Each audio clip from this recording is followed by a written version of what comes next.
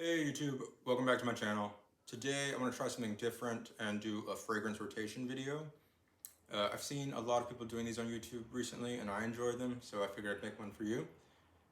This is just going to be a run through of everything that I wore this week starting on Monday and going through today, Sunday. So if you're interested to hear, stick around. Okay, starting on Monday, I was working from home and I wore a Skull in Heeley by Les Indemodables. And I've crocheted over this bottle, which is why it looked kind of weird. But this is a great vetiver cologne. I bought this about a month and a half ago and haven't worn it that much because I think it's a really great warm weather fragrance. And here in Los Angeles, it's been the coldest year in I think 40 years. And now we're in May and we're in the thick of May gray and June gloom. But I did break this out on Monday. It is a wonderful vetiver cologne, and it's different because it doesn't go in a citrusy direction. It opens up with like a pink pepper, aldehydic, very minty opening, and it stays kind of green and like cool spicy throughout the wear. And the thing I enjoy most about it is that it lasts forever, like a literal 24 hours on my skin. And the dry down is a really, really beautiful kind of vanilla coumarin tonka bean thing, and that vetiver is present throughout. Just a really great cologne for summer, and I'm really happy to have it. It's a Skull in Haiti by Les Indemodables. On Tuesday, I was also working from home, and I chose to wear Cardinal by Heeley. Let's see if I can get that in there. And this is probably one of the first like big boy perfumes that I bought.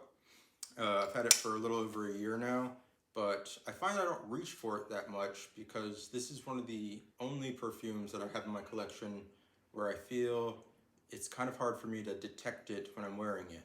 It opens up with, again, kind of this like pink pepper aldehyde mix, and also this kind of fantasy note of linen or flax, which is really interesting. It's very clean. And in the heart is where it kind of takes on its name. It's supposed to be an ecclesiastical church incense kind of vibe, and I do get that. It's a lot of myrrh and frankincense, and you know, I never went to church as a child, so I don't have kind of the connotation of being in church and smelling incense, but this is what I imagine it to be. It does give me the vibe of, I've been in churches in Europe where you go in and it's very somber and quiet, and it's also very cool. Like the stone of the church in these Gothic cathedrals is kind of cold, and even though it's quiet in the cathedral, it's like echoey, and you feel this sense of solemnity. And that's a lot to attribute to a perfume, but that's kind of what I get here. It's very beautiful, it's sparkling, it's calming. I should probably reach for it more than I do, because on Tuesday when I wore it, I really enjoyed wearing it. It's also one that I think works really well in all seasons, and I think would be a really beautiful date night fragrance because it's not loud at all, but when you get in close to it, it has a very romantic, clean, kind of dark feel. So I'll definitely start reaching for this one more. It's Cardinal by Heeley. The next day was Wednesday, and I actually went into the office and I wore Iris 39 by Labo. This is a bottle that I bought on eBay, so it doesn't have the Labo sticker with your name on it and everything. It just has this kind of like placeholder sticker, but it's 100% authentic. I was worried about it. And I've been wearing this one to the office a lot lately because it is such a great performer, and it just smells really classy while also being very interesting. It's an iris-based perfume with a lot of other things going on. And one thing I've read about it, and I agree with, is there's a chemical smell here, but not like a synthetic bad cologne chemical. It kind of gives the vibe of if you've ever been in an office and stood next to the Xerox machine while it's running off copies, and there's that kind of like weird or ozonic plasticky ink note, or even kind of like the smell of the ink cartridges themselves. Something about that is present here, in addition to kind of like the there's like a weird set of tropical touches here of ginger and lime. It's so intriguing. I keep coming back to it. It's really easy to wear as well. So I'm just stoked to have Iris 39 and stoked that I wore it on Wednesday. On Thursday, I was working from home and I reached for Under My Skin by Francesca Bianchi. This is one that I've had for about a year now, and I like it. It's an animalic musk with some amber in the base. It has also got leathery touches. There's a lot going on here, and I had the entire Francesca Bianchi Discovery set and picked this one as the one that I wanted to have a full bottle of. But all of her perfumes are kind of complicated. They all have kind of an orris, leathery base. This one I found to be the most interesting and the one that I reached for the most in that Discovery set because it has a very human smell. It really kind of, in a strange way, smells like bed sheets, used bed sheets.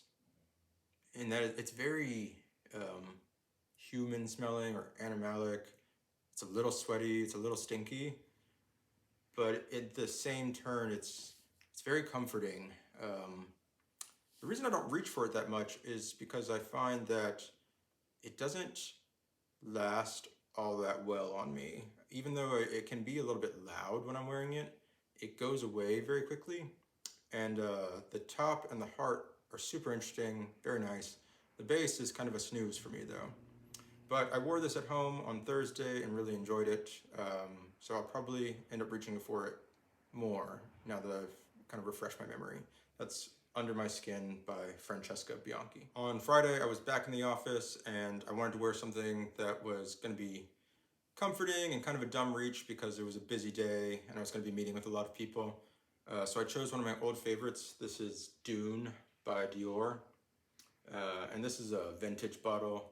This is a woman's targeted fragrance, but I think it's really, truly unisex. It is a woody, floral amber scent, but it's also got some aquatic touches. I describe it as smelling like a cold pebble beach. It's got one of the best orange tangerine openings I've ever smelled. I just am addicted to the opening of this perfume, and that's really not usually what I'm attracted to in perfumes, because the opening goes away so quickly that I don't never put much stock in it. But here, I just love spraying it. In fact, I kind of overspray it when I wear it because I just love giving myself like a good 6, 7, 8 shots of DUNE. Yeah, I don't know, there's just something about it that's comforting. It smells like driftwood, and in the base it's very sweet, vanilla and chocolate and patchouli. I can't say enough good things about it. I've got multiple videos about DUNE. Go check it out. That's what I wore Friday. Yesterday, I wanted to try some new things. I actually got a set of samples from Maison Francis Kurkdjian. I bought my mother for Mother's Day MFK's Gentle Fluidity Silver, which is a perfume that she loves. And they sent it along with tons and tons of samples. And so she was nice enough to send me some of the samples after she'd had a sniff. And so on Saturday, I wore L'Eau à la Rose by Maison Francis Kurkdjian. And I didn't know what to expect from this one because I think it's supposed to be a fresh women's rose release, but I really, really enjoyed it. It was, when I sprayed it on at first, I didn't really get much. I thought it was gonna be very, very light, but it is an incredibly pretty aquatic rose. Not a salty aquatic, but like a fresh dew. It's fruity, but sour fruity. I don't have any experience with the fruit lychee, which is what they attribute the fruitiness here to, but it is, it's really delectable. There's a pear note. It's super fresh. It really reminds me of, kind of uniquely, if you're a kid from the 90s, you might remember women drinking these wine coolers by Bartles and James. And that's what it gives me. It's not really like I would never describe it as being a boozy scent, but it's frothy and effervescent. It's super fresh. I wouldn't even necessarily describe it as being a rose, but you can tell that there's rose there. It's really lovely. I like this one a lot. I would actually consider buying a decant of that, or maybe even a full bottle if I saw it for the right price. It also reminds me a lot of Chanel's Paris Paris, if you've ever smelled that. So that was Saturday. It was L'Eau à la Rose by Maison Kurkdjian. All right, and today, the last day of the rotation, I am testing out another Maison Kurkdjian. This is the new Aqua Cologne Forte, which is, I don't know if it's even been released yet, but it's either soon to be released or has just been released. This is a sample that came with purchase. So I'm wearing it today, and I have the dry down here, and I'll spray some on again. Whew, yeah, so this is kind of exactly what it's marketed as. It's a green Maison Kurkdjian. It's like a laundry musk that's very clean with some green overtones. The greenness comes from, in the top, like a very strong fennel, and it does kind of evoke like fresh cut vegetables. And it's very nice. It's very fresh. I don't know that it is all that interesting to me though. It smells a lot like a lot of the other Maison Kurkdjians from the fresher side of the collection. And you kind of know what to expect now if you've smelled a lot of the other Cologne Fortes or the Gentle Fluidity series. It's a beautiful, fresh, bright, white musk, and I do think it performs, with all of his fragrances, I think they perform better in the air for other people. Like, they smell lovely to other people, but when I smell it on myself, it's not really anything special. It actually reminds me a lot of, this one in particular reminds me a lot of the CK1 series, or CKB, in that it's very fresh, musky, but like a clean white laundry musks.